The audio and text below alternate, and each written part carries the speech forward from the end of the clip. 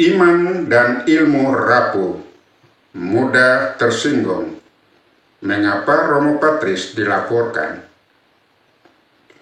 Kebebasan berpikir dan berpendapat merupakan hak fundamental dalam masyarakat demokratis dan menjadi ruang hidup bagi agama untuk berkembang secara reflektif. Namun, ketika kritik terhadap suatu paham teologis dianggap sebagai bentuk kebencian terhadap pemeluknya, maka peradaban sedang berjalan mundur. Kasus pelaporan Romo Patris adalah salah satu contohnya. Romo Patris dikenal aktif menulis di Facebook dan berbicara tentang bahaya laten dari Protestanisme sebagai sistem gagasan, baik di TikTok maupun di YouTube, terutama dalam hal fragmentasi gereja, dekontekstualisasi kitab suci, serta berkembangnya mentalitas iman tanpa pertanggungjawaban sosial. Namun sayangnya, Forum NTT Bersatu tidak tahu membedakan antara kritik terhadap gagasan dan penyerangan terhadap individu atau kelompok Protestan itu sendiri. Melalui video ini, saya ajukan 6 poin sebagai tanggapan atas laporan Forum NTT Bersatu. Pertama, membongkar kesalahpahaman antara gagasan dan identitas. Poin penting yang harus ditegaskan adalah Romo Patris tidak menyerang Protestan sebagai pribadi, komunitas, atau identitas agama Protestan, tetapi melakukan kritik terhadap gagasan Protestanisme yang dinilai menyimpan potensi destruktif dalam kekristenan. Gagasan Protestanisme yang Romo Patris kritik adalah sebagai berikut. 1. Sola Scriptura, yang berujung pada relativisme tafsir tanpa otoritas bersama. Yang kedua, Sola Fide, yang dalam praktek ekstrem melahirkan iman privat tanpa otoritas, tanpa orientasi etis komunal. Saya ulang lagi yang kedua. Sola Fide, yang dalam praktek ekstrem melahirkan iman privat tanpa orientasi etis komunal. Yang ketiga, fragmentasi gereja yang melemahkan kesaksian umat Kristiani secara publik.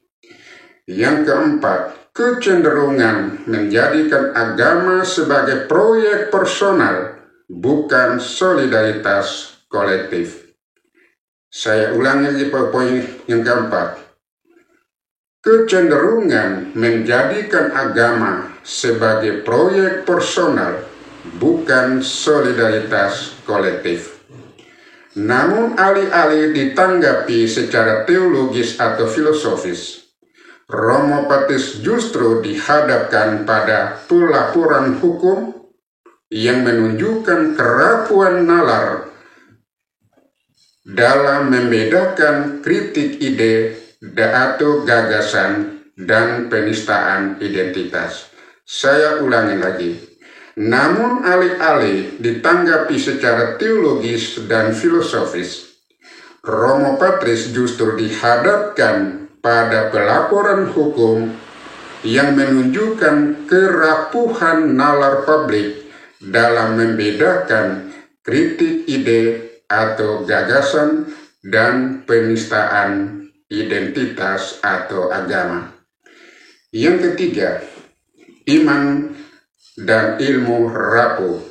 Mengapa mudah tersinggung?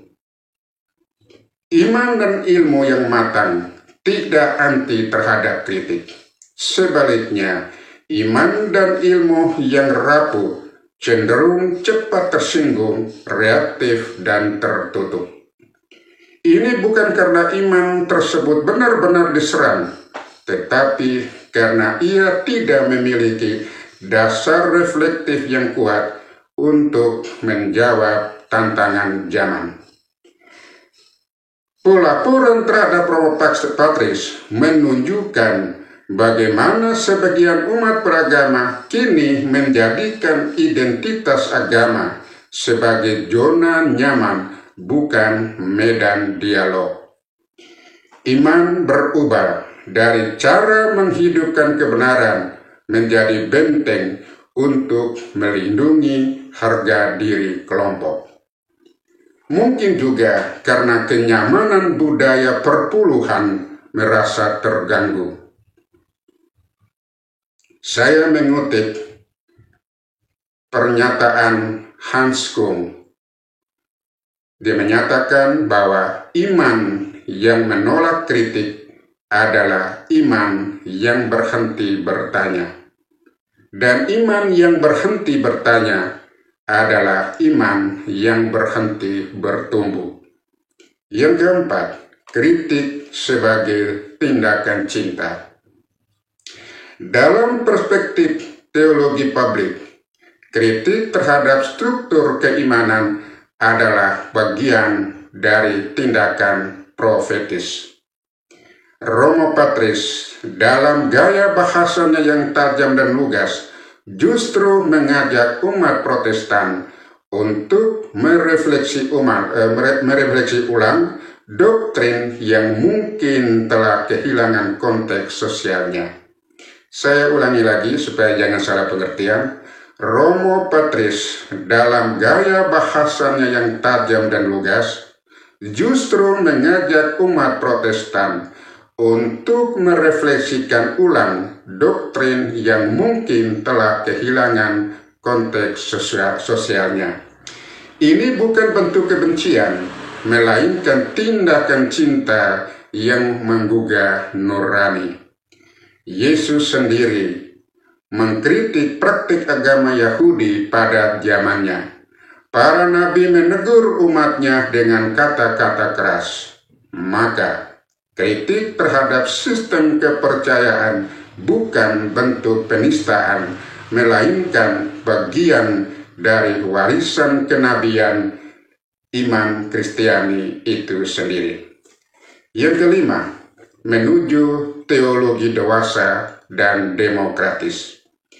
Menanggapi kritik teologis sebagai pelaporan hukum adalah gejala dari krisis teologi dan krisis demokrasi.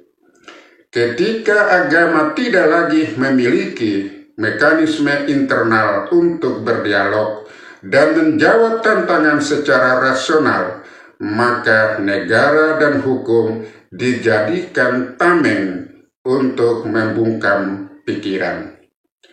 Solusinya bukan represi, tetapi refleksi.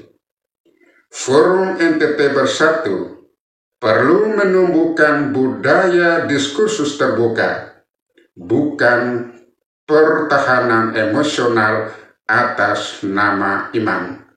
Karena iman yang benar tidak takut diuji, justru dikuatkan oleh pencarian. Yang keenam, kesimpulan.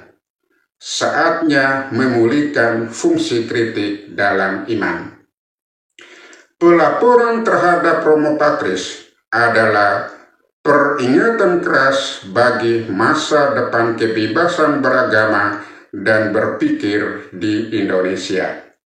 Kita sedang menyaksikan perubahan arah dari iman yang kritis menjadi iman yang defensif, dari dialog ke delik hukum. Namun, justru dalam pengaduan ini, kita diingatkan kembali bahwa iman yang sejati tidak mudah tersinggung karena ia tumbuh dari keberanian untuk diuji, bukan dari kebutuhan untuk melindungi diri. Jika kita gagal membedakan antara kritik terhadap gagasan dan penistaan terhadap komunitas agama, maka kita sedang membunuh iman dari dalam, menjadikannya rapuh, mudah terluka, dan akhirnya tidak relevan. Romo Patris tetap mengajar umat Katolik, karena itu tugas kenabian Gereja Katolik. Tuhan memberkati kita semua. Amin.